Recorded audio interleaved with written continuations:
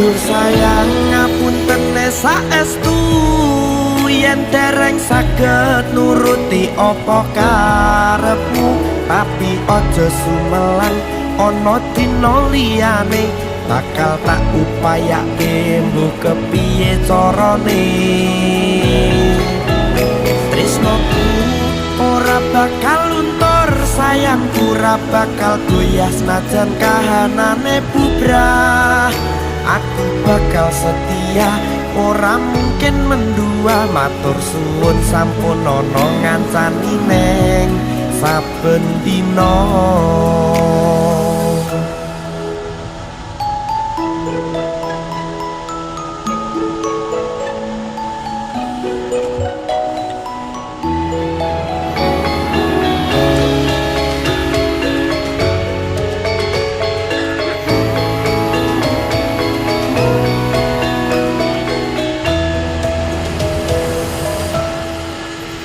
Cintaku mbok yo